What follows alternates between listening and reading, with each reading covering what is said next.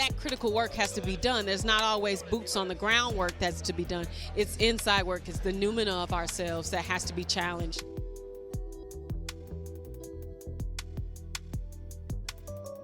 Welcome to Bitch Talk. I'm your host, Erin. And I'm co-host Ange, aka Captain Party. 2026 brings us into our 13th year of podcasting, and we're proud to be here. Thank you to our followers and longtime listeners for voting us Best of the Bay Best Podcast for 3 years in a row, and to SF Film for adding us to the respected list of Essential SF winners. If this is your first time listening, where the hell have you been? But better late than never. We're like if the rap group Salt and Peppa met the show Grace and Frankie and had a baby. And if you don't understand what that means, ask Jeeves. And now, on with the show. Clink!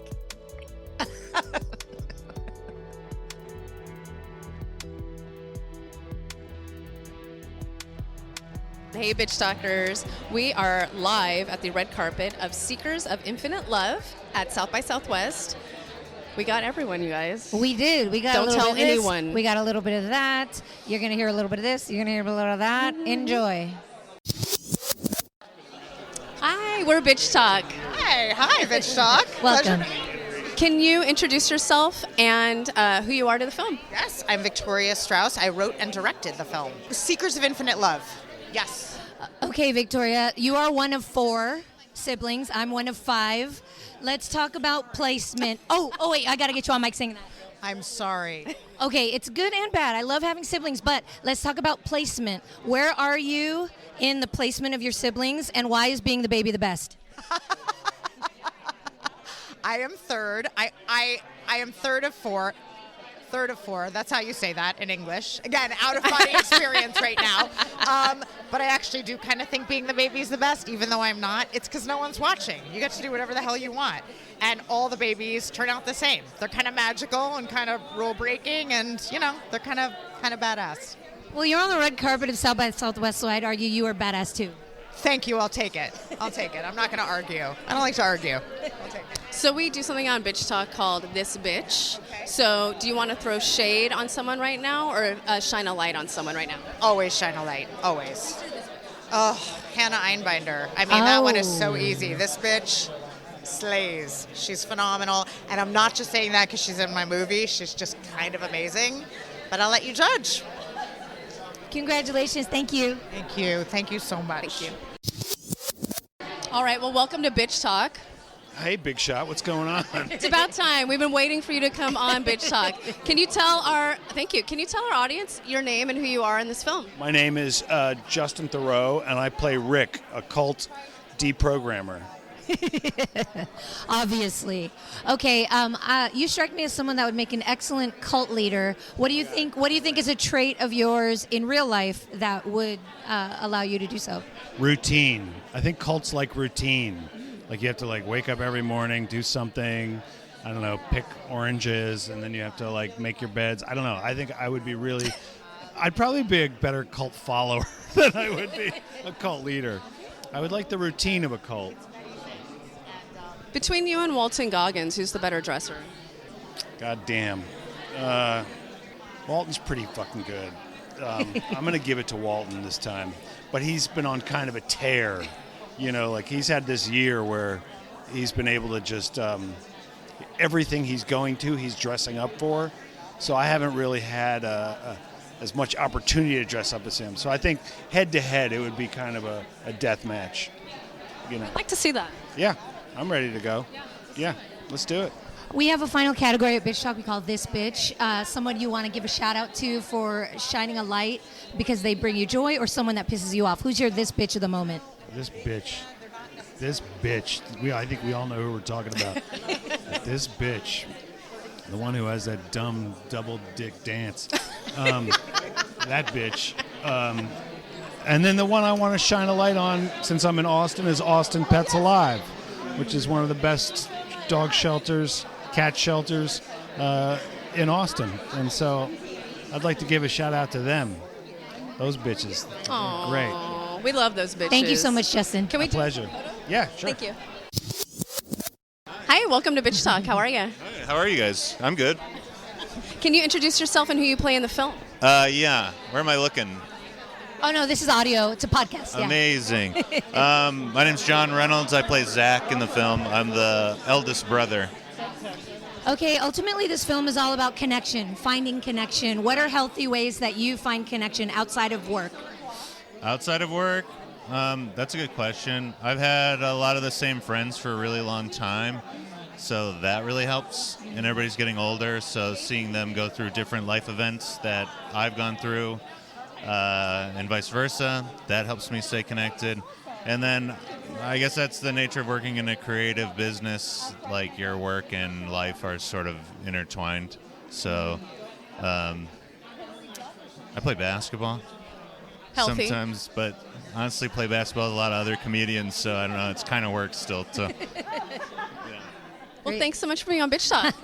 Yeah, of course. Thanks for having me. Hello. Hi, Welcome how are to you? Bitch Talk. Oh, Bitch Talk, what's up? Can you introduce yourself to our audience who you play in the film? Absolutely. My name's Griffin Gluck, and I play Wes in the film.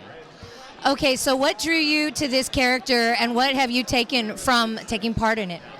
What drew me to this character? I mean, I think more than anything, I just loved the script. When I got sent the script, Victoria Strauss, our wonderful writer-director, she, I feel like, understands my sense of humor. We've never met until I got the job, but reading the script, I felt like it was literally written for, someone with my sense of humor. So that drew me immediately. And Wes is just such... I mean, yeah, sure, he's flawed, but he's such a fun, eccentric, weird character, and I think... anytime you get to play a weirdo, you're gonna have a good time on set. So there was nothing about this movie that I was like, who wants to do this? Everything was screaming, this is gonna rock. Yeah. So are you saying you felt like you could kind of put yourself in this character? Yeah, for sure. I mean, aspects of myself, a lot of my friends, I love weirdos, and they come in every color of the rainbow. So it was fun to read the script and be able to picture people that I knew as Wes in that moment. And then it was fun to try and take that and be that. I've got some weird friends. It's fun to be weird. I don't know. Am I saying weird too much? We're in Austin. We're in Austin. Yeah, Yeah, all right, never that's mind. the Leave it in. word of the city. Yeah. Okay, so we end each segment with something we call This Bitch. It's either someone you want to shine a light on for bringing you joy or someone that's pissing you off. Who's your This Bitch of the moment? Oh, that's so tough. 'Cause my instinct is to bitch, I guess, and complain but I'm not gonna do that. It's all about love. This bitch right now, I guess the first name that comes to mind is MJ Lenderman, musician. He's just really cool. Yeah. Thank you. But wait, who do you want to bitch about really quick? No, I can't say. I can't It's say. all love. It's all love. But it's called Bitch Talk. I know. Just one. He's tall. I'll say that. Oh. He's almost too tall, aggressively tall. Aggressively tough. And that's all I can leave you I'm with. going to lose sleep over this. Fine. Why did you even ask? A really tall guy, it might be him. Well, the one to your right is pretty tall. Okay. Thank you so much. Yeah. Thank you guys. Thanks Thank for you. being Bitch Talk. Thank you. Great talking. Your bitches are waiting for you. Hi, welcome to Bitch Talk. Yes. Period. Can you please introduce yourself and the role you play in this film? My name is Hannah Einbinder. I play Kayla Bachman in Seekers of Infinite Love. Hannah, I'm a big fan of your comedy. I saw you play at the Independent in San Francisco. We're based in San Francisco. Was that 2022? Yeah. I have no concept of time. Neither do I. Whatever you say, I think. Can you give us a little tea? Are you working on another stand-up right now? What's going on Give with the that? people what they want. Yeah. In other words. Oh, I am actually, yeah. Yeah, I just got back on stage after a year of time off. So yeah, I've just started to return to stand-up, and it feels really good. It's my home, It's my roots. So this film finds siblings chasing after a cult leader. I have to say thank you for your work, for speaking out, for speaking up. Yeah. What do you think is a trait you have that would make you a great cult leader? My charisma and charm, of course. Of course. We'll end this with our segment called This Bitch. So who's your This Bitch right now? You can shine a light on someone or you can throw some shade. This bitch. I'm gonna say this bitch, negative, derogatory Pete Hegseth. This fucking stupid bitch spending $15 million on lobster legs or whatever the fuck. You're spending millions of dollars on like mashed potatoes or some shit. the same like weeks after you're cutting snap. Like fuck you. Correct. You know what I'm saying? Well, we'll join your call, Tana, whenever you're ready. Come on down. What's up, Bitch Talkers? We are here at the red carpet for The Saviors. This is a South by Southwest world premiere, and we have an interview with the writers, director, and one of our favorite actors in the moment. So enjoy our interviews. Hi, welcome to Bitch Talk. Yeah. Let's do this. Let's bitch. I got some bitch to do. Can you introduce yourself to our audience and what your role is on the film? My name is Travis Betts, and I am the co-writer of The Saviors. All right, Travis, they say art imitates life. So what aspect of this film do you relate to the most, or is this secretly just a biopic of your life? It's a little of both, actually. It is very personal to me in the sense that when Kevin and I first started writing this, I was going through a divorce, and he was going through a breakup. And so before the elements of the lead characters getting a divorce was even in the script, you know, it was the idea first, and then we both brought that pain into the characters, and like we're thinking what great wish fulfillment for us both in this time of our pain is to throw all this crazy genre on top of these two characters having a hard time to try to pull them back together. And so it was very personal in the two lead characters' journey from splitting up to getting back together. Can you talk about co-writing a film and what that process is like? Yeah, it's. I imagine it's different for all. I've heard many different takes on it, but what we found has always worked is we'll get together, usually for the brainstorming session. It's like we'll bring some ideas to the table, and then we suss out which idea we like best if we're going to devote our time to. And then once we have that idea, we just start spitballing about how that idea could go, and then when it's time to write, we do not sit in the same room. We just take turns. I'll write X amount of pages. I'll send them over to him. He'll rewrite those pages with his voice on top of my voice. Then he'll write new pages, and then we'll just keep wash, rinse, repeating that back and forth until we feel like we have a really good blend of both of us in there that's not also contrasting. So that's what works best for us. Can you right now, we have a little segment that we end our show on, and it's called This Bitch. So it's either something that's bringing you joy or you want to just throw shade on. So who's your this bitch right now in the moment? My brand new daughter. Oh. She's my bitch. Oh, baby bitch. That's our first baby bitch. Oh. Thank you so much. And congratulations. Thank you so much. Appreciate it. Thanks, guys. You too. Hi, welcome to Bitch Talk. Hey, I don't know what to say to that, but I'll just say, hey, I got to be careful with my response. Hello.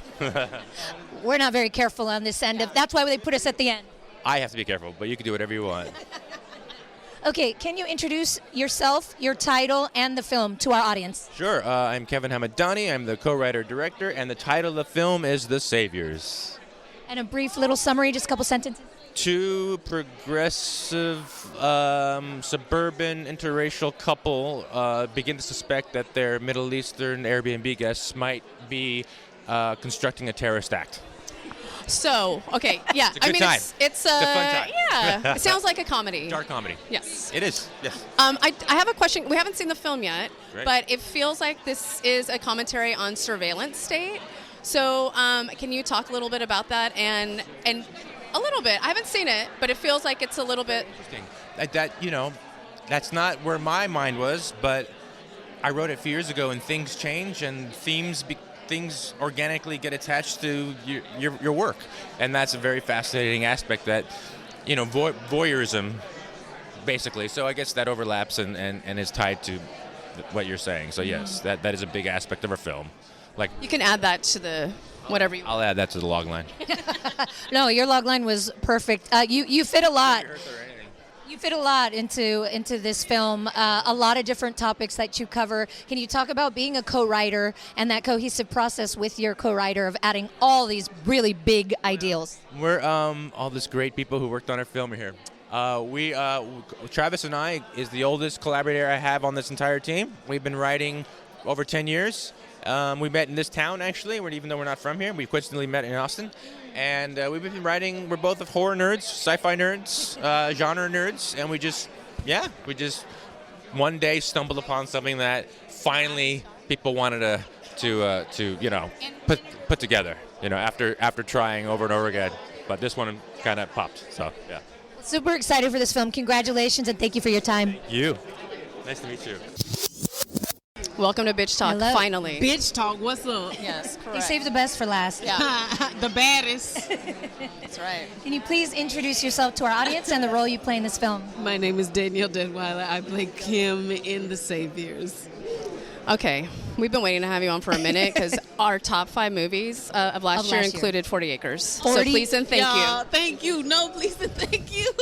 So why is it important to be an EP on films for actors? Because I know you were a producer or EP on 40 Acres, and I now was. you're an EP on this one. Yeah, it's about creative influence. It's about having a deeper, richer conversation with the collaborators at the, I don't want to say the top, but who are pulling the thing together. Let's make it circular, shall we? Yeah, who are pulling the thing together. And it's important to infuse my experience, my understanding of the art practice, as well as what has been crafted on the script.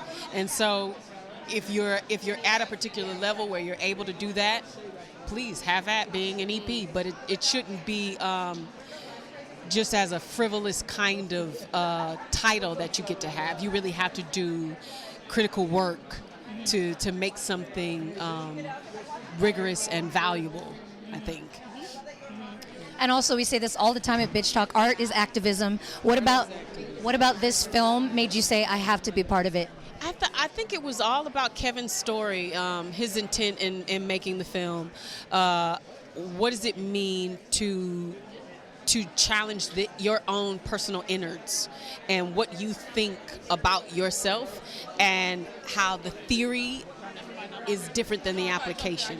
And so Kevin talked about, being an Iranian American and thinking that he's able to move through the world in this easy capacity and with moving through whiteness, and then coming to a totally different understanding post 9/11, and not just as a man, as a Middle Eastern man unto himself, but how was that influencing his psyche, layered onto other human beings who look just like him. And so that critical work has to be done. There's not always boots on the ground work that's to be done. It's inside work. It's the noumena of ourselves that has to be challenged. And I was deeply compelled by that in conjunction with the comedic quality of things. I think that everything isn't hardcore with regard to drama. Some people take to heart with comedy. Some people take to heart in different genre forms. And so those things combined and just encouraged me to want to work with him as a writer and a director. Yes, it's up to all of us to do the work within ourselves. It's critical internal work as well as work in the community. So, yeah. Thank you so much for your work. Go ahead. Yes. Thank you Last so much. question. We do a segment on Bitch Talk called This Bitch. Who's your This Bitch right now? This bitch? Oh, my God. Oh, shoot. This bitch. Shade or shine? Shine. Always shine. The shade is shade or shine. Shit. I'm thinking of my homie Io. This bitch is on Broadway. Thank you.